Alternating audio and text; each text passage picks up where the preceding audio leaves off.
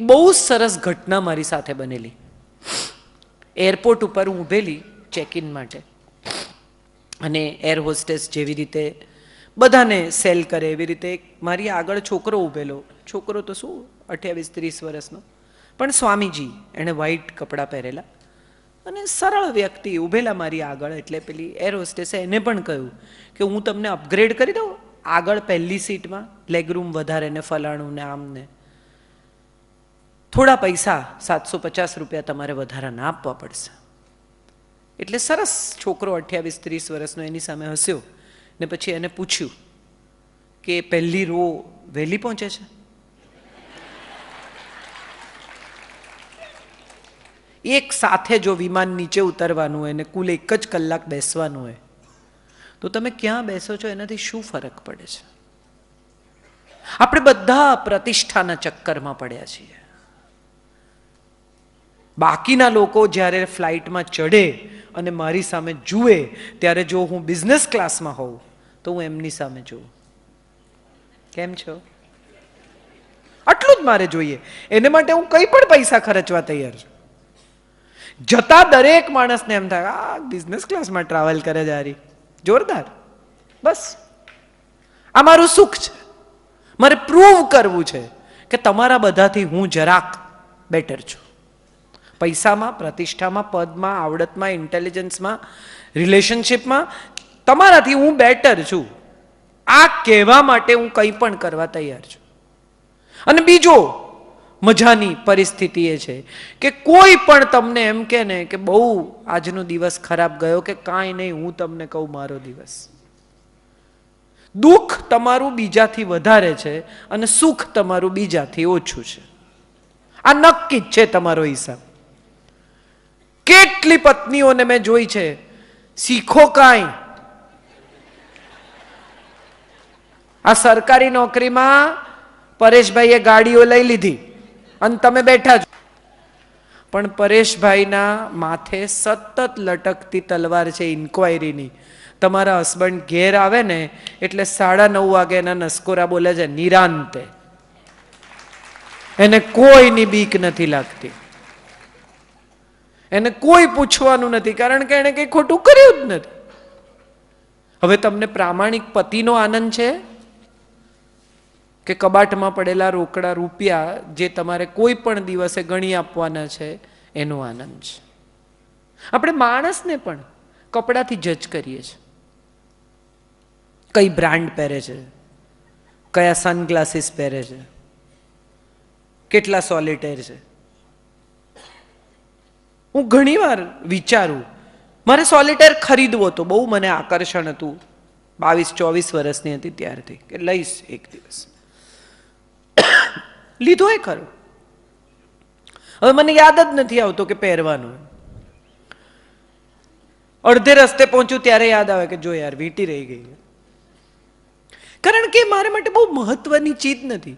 મને ખરીદવાનું આકર્ષણ હતું, મેં લઈ લીધો, મને આનંદ થયો, ચાલો પતી ગયું. 2-4 દાડા રોજ ફ્લોન્ટ કરી મેં આમ પહેરીને, પછી પતી ગયું, એમાંથી નીકળી ગઈ. તમારે ત્યાં કેટલું છે, શું છે, એને બદલે તમે પોતે અંદરથી કેવા છો ને બહુ અગત્યનું છે. And I mean it. ગમે તેટલા પૈસા માણસ પાસે હોય, તમે એ માણસથી ભાગતા માણસો જોયા છે કે ભાઈ એને રહેવા દેજો? આવા કેટલા લોકોને આપણે ઓળખીએ છીએ. એની પાસે માણસ ત્યારે જ જાય જ્યારે એને એનું કંઈ કામ હોય, કોઈક વાતે ચેક લખાવવું હોય, કંઈ બીજું ત્રીજું કરાવવું હોય, ત્યારે હે હે હે હે કરીને લોકો પહોંચે. બાકી એને બધા અવોઇડ કરે. ધેટ મીન્સ એનું નહીં, એના પૈસાનું માન છે. પંડિત જગન્નાથને રાજાના દરબારમાં જમવા બોલાવ્યા. ગંગા લહરી જેણે લખી છે. તો એ તો પહોંચ્યા આવા ને આવા, આમ નદીએ નાહીને સરસ વાળે આમ હાથ ફેરવીને પહોંચી ગયા. તો દરવાજે જે દરવાનું પેલો એણે કીધું કે રાજાને ત્યાં થોડી આમ જવાય. અરે કે મને રાજાએ સ્વયં આમંત્રિત કર્યો છે જમવા, પોશાક પહેરીને આવવાનું રાજાને ત્યાં. આવું બધું ન હોય, ખેસ પહેર, પાઘડી પહેર, જરા વ્યવસ્થિત આવ. ઘેર ગયા ને જે રાજાને ત્યાં દરબારમાં પહેરવાનો પોશાક હોય પહેરીને પહોંચ્યા. પછી જમવા બેઠા એટલે એણે ખીર લઈને કહ્યું કે લે ખેસ તું ખીર ખા. બટાટું વડું લઈને મૂક્યું પાઘડીમાં, કે લે પાઘડી તું બટાટું વડું ખા. એટલે રાજા કે આ ગાંડો છે? એને પૂછ્યું કે કેમ આમ કરો છો તમે, કઈ તકલીફ છે, ગાંડા છો? તો કે ના, તમે મને ક્યાં જમવા બોલાવે છે, તમે તમારા પોશાકને જમવા બોલાવે છે, તમારો પોશાક જમે છે. હું એવા એટલા બધા લોકોને ઓળખું છું કે હું હાથે દાળ ભાત ખાઉં, ખીચડી દાળ ભાત હું પ્રેમથી હાથે જમું, ક્યાંય પણ ગયો. હું એકવાર સદગુરુને મળેલી, તો એમને ત્યાં અમે જમતા હતા, તો સદગુરુએ મેં ચમચી લીધી દાળ ભાત ખાવા, એટલે એમણે કીધું કે ક્यों हाथ से नहीं खा रही आप? तो मैं कીધું नहीं, अच्छा नहीं लगता है. तो कि किसे? એટલે મેં કીધું आपको अच्छा नहीं लगेगा. तो मैंने कहा आप मेरे लिए खाना खाती हैं?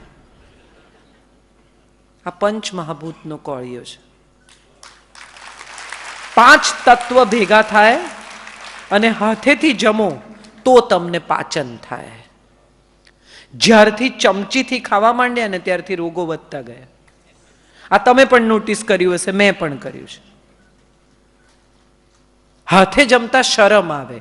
હાથે જમવું એ આપણી સંસ્કૃતિ છે. જમીન પર બેસીને જમવું એ આપણી સંસ્કૃતિ છે. પલાઠી વાળીને બતાવો કેટલા લોકો 1 કલાક પલાઠી વાળીને બેસી શકે? મોટા ભાગના લોકોને પગ વાળીને બેસે એટલે ખાલી ચડી જાય ને આમ થાય ને ફલાણું થાય ને.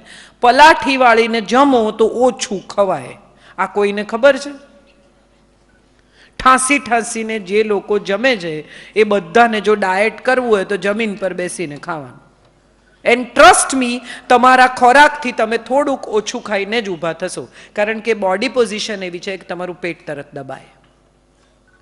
That's a scientific body position to sit down and eat.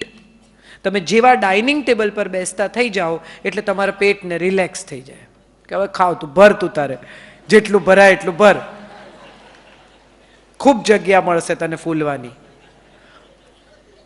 આ સત્ય છે, કરી જોજો. આ સાયન્ટિફિક બોડી પોઝિશન છે બેસીને જમવા માટે. કેટલા લોકો પદ્માસન વાળીને 15 મિનિટ બેસી શકે? બહુ જ ઓછા લોકો. કેમ? પગ ચડે જ નહીં તમારો. કેમ? કારણ કે હવે તમે ચાલતા જ નથી. તમારું ફ્લેક્સી, જેટલી ફ્લેક્સી રિફ્લેક્શન શરીરના થવા જોઈએ થતા નથી. અને જીમમાં ખાસ જવાનું. કેમ? તો કે વજન ઉતારવા. અરે ઘરમાં જેટલા કામ આપણે કરતા હતા ને એટલા કરીએ ને તો જીમમાં જવાની જરૂરત જ નથી. સાદા કામો, વાંકા વળીને કચરો વાળવો, બેસીને પોતા મારવા, કપડાં ધોતી વખતે જે બોડી પોઝિશન આમ વાંકા વળીને તમારું આખું શરીર ખેંચાય. આ બહુ સરળ બધા. અને છતાંય હું એમ નથી કહેતી કે કપડાં ધોવા કે કચરા પોતા કરવા આ કોઈ સમય વેડફવા જેવી પ્રવૃત્તિઓ નથી. But I M steel very very confident about that કે જે સ્ત્રી પોતાના ઘરના બેઝિક કામો કરી લે ને એનું વજન ક્યારે વધે નહીં. તમે ઘરમાં જ 10,000 સ્ટેપ તો ચાલી નાખો. બધા કે 10,000 સ્ટેપ ચાલવાના. એક માં, એક પત્ની, એક ગૃહિણી જો મોટા ભાગના કામ જાતે કરે ને તો એ 10,000 સ્ટેપ તો આમ ચાલી નાખે, વધી જાય, ઓછા ન થાય. પણ આપણે બધા એવું શીખ્યા સમય સાથે કે ઘરમાં કેટલા કામવાળા છે એના ઉપર આપણી પ્રતિષ્ઠા છે. અમારે ત્યાં તો આખા દિવસની 2 બાઈઓ, એક ન આવે ને તો પણ મને તો જોઈએ. શેને માટે? જિંદગીઓ બહુ બદલાતી ગઈ. આપણે સગવડને સુખ માની લીધું.